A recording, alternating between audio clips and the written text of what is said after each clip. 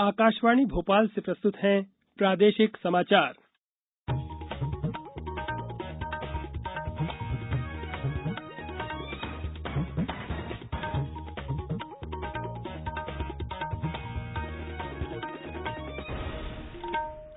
नमस्कार, समाचारों के साथ मैं नवनीत चौबे।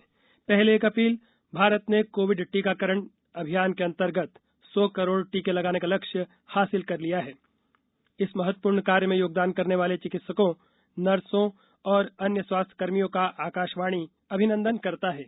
इसके साथ ही हम आपको सतर्क भी करना चाहते हैं कि कोविड अभी समाप्त नहीं हुआ है। आप सभी से हमारी अपील है कि यथाशीघ्र दोनों टीके लगवाएं और अन्य लोगों को भी टीके लगवाने के लिए प्रेरित करें। त्योहारों के समय कृपया इन 3 आसान उपायों का पालन अवश्य करें। मास्क पहनें, 2 गज की दूरी बनाए रखें, हाथ और चेहरा साफ रखें। कोविड से संबंधित कोई भी जानकारी और मार्गदर्शन के लिए राष्ट्रीय हेल्पलाइन नंबर 011-2397-8046 और 1075 पर संपर्क करें। अब इस बुलेटिन के समाचार। सबसे पहले मुख्य समाचार।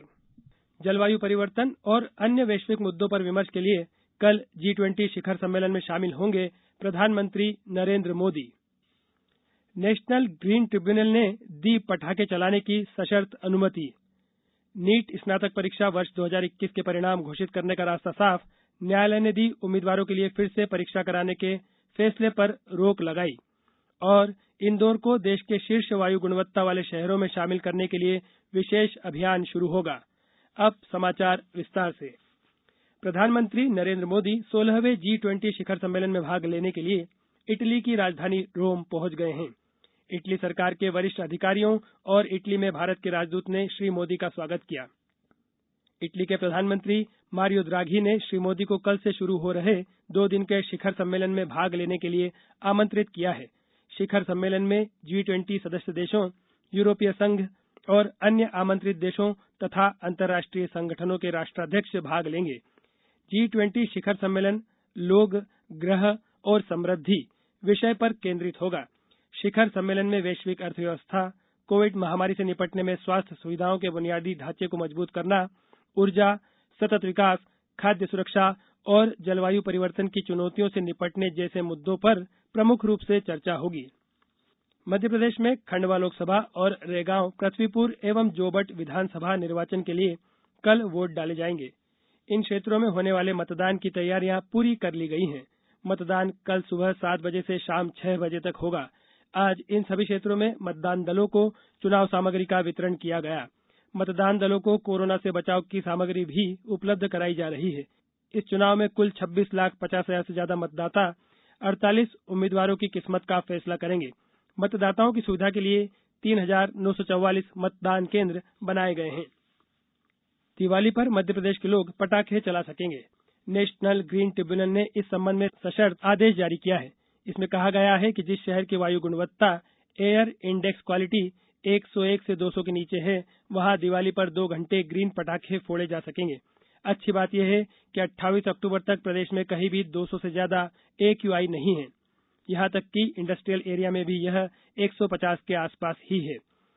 NGT ने शहरों की वायु गुणवत्ता के आधार पर पटाखे फोड़ने या रोक लगाने के निर्देश संबंधी शहर के कलेक्टर, राज्य सरकार और प्रदूषण कंट्रोल बोर्ड की जवाबदेही तय की है। कोविड के चलते इस बार भी दिवाली और अन्य त्योहारों पर पटाखों पर पूर्ण प्रतिबंध लगाने की मांग की गई थी। इस संबंध में दायर याचिका पर NGT ने यह आदेश जारी किया है। वहीं क्रिसमस और न्यू ईयर के दौरान रात 11:55 से 12:30 बजे तक ग्रीन पटाखे चलाने की अनुमति रहेगी। ट्रिब्यूनल के आदेशों का उल्लंघन करने वालों पर जुर्माना लगाया जाएगा। लोकल फॉर वोकल को बढ़ावा देने के उद्देश्य से प्रदेश के मुख्यमंत्री शिवराज सिंह चौहान आज छतरपुर पहुंचे। उन्होंने राजनगर विकास खंड के ग्राम धमना में टेराकोटा सहित मिट्टी के दिए, मिट्टी के बर्तन बनाने वाले परिवार के घर पहुंचकर उनकी कारीगरी और काम देखा। इस दौरान मुख्यमंत्री ने पत्रकारों को बताया कि राज्य सरकार स्व सहायता समूह की महिलाओं और गरीब परिवारों को अधिक से अधिक रोजगार के अवसर प्रदान करने के लिए प्रतिबद्ध है। उन्होंने कहा कि स्व सहायता समूहों को सशक्त बनाने के लिए स्थानीय स्तर पर बने उत्पादों को खरीदा जाना चाहिए। इसके लिए उन्होंने दीपावली पर्व पर स्थानीय स्तर पर बने मिट्टी के दियों का उपयोग किए जाने पर बल दिया। अब समाचारों में वक्त है एक ब्रेक का। कोविड-19 से बचाव और सुरक्षित रहने के 3 उपाय। मास्क लगाएं, 2 गज दूरी है जरूरी, सुरक्षित दूरी रखें, हाथ और मुंह साफ रखें।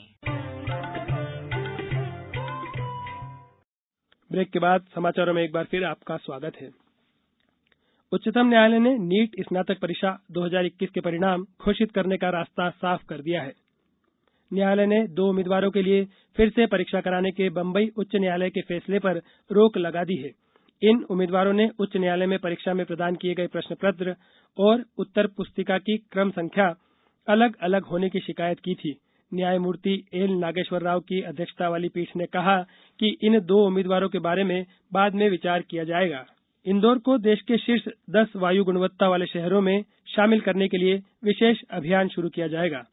वर्तमान में केंद्रीय प्रदूषण नियंत्रण बोर्ड की बेहतर आबो हवा वाले देश के 43 शहरों की सूची में इंदौर 13वें स्थान पर है। संभाग आयुक्त डॉक्टर पवन कुमार शर्मा ने बताया कि इसके लिए प्रदूषण नियंत्रण बोर्ड, नगर निगम, परिवहन, खाद्य, स्वास्थ्य, कृषि और पुलिस विभाग समन्वित प्रयास करेंगे। शहर में वायु गुणवत्ता सुधारने के लिए पराली और सार्वजनिक स्थानों पर कचरा जलाने पर वैधानिक कार्रवाई, 15 वर्ष से अधिक पुराने डीजल चलित व्यावसायिक वाहनों पर रोक, वाहनों में प्रदूषण की निरंतर जांच, लोक परिवहन के लिए सीएनजी और ई बसों का संचालन जैसे कदम उठाए जाएंगे। आगरमालवा के शासकीय नेहरू स्नातकोत्तर महाविद्यालय परिसर में अध्ययन अध्यापन की गतिविधियों को एक नई संकल्पना के साथ शुरू करने हेतु प्रदर्शनी लगाई गई। महाविद्यालय के विद्यार्थियों के लिए कोविड-19 के कठिन दौर से निकलने के बाद शैक्षणिक वातावरण को नया रूप देने और पिछले 2 वर्षों से व्यवहारिक रूप से रुकी पड़ी अध्ययन अध्यापन की गतिविधियों को एक नई संकल्पना के साथ शुरू करने के उद्देश्य से विद्यार्थियों ने 43 मॉडल का प्रदर्शन किया। अब कुछ समाचार संक्षेप में। प्रधानमंत्री नरेंद्र मोदी ने आज इटली के रोम में यूरोपीय परिषद के अध्यक्ष चार्ल्स मिशेल और यूरोपीय आयोग की अध्यक्ष उर्सुला वान डेर लेयन के साथ बैठक की। उन्होंने बेहतर विश्व के लिए आर्थिक संबंध और लोगों के बीच संपर्क बढ़ाने के उपायों पर चर्चा की। मध्य प्रदेश स्थापना दिवस के उपलक्ष्य में 31 अक्टूबर को गुना के संजय स्टेडियम में मैराथन दौड़ का आयोजन किया जा रहा है। झांसी में चल रही 11वीं राष्ट्रीय सीनियर महिला हॉकी प्रतियोगिता में शुक्रवार को खेले गए सेमीफाइनल मुकाबले में मध्य प्रदेश ने महाराष्ट्र को 2-1 गोल से हराकर फाइनल में प्रवेश कर लिया। जबलपुर भोपाल 4 लेन पर बेलखेड़ा के पास तेज रफ्तार कार ने बाइक को टक्कर मार दी। हादसे में बाइक चला रहे 19 वर्षीय युवक की मौके पर ही मौत हो गई, वहीं एक युवक गंभीर रूप से घायल हो गया। सीहोर जिले के जिला पंजीयक ने जानकारी देते हुए बताया कि सीहोर जिले के सभी उप पंजीयक कार्यालय कल शनिवार 30 अक्टूबर को खुले रहेंगे। इस बुलेटिन के अंत में एक अपील, हमेशा ध्यान रखें, मास्क और 2 गज की दूरी, हाथ धोना भी है जरूरी। नमस्कार।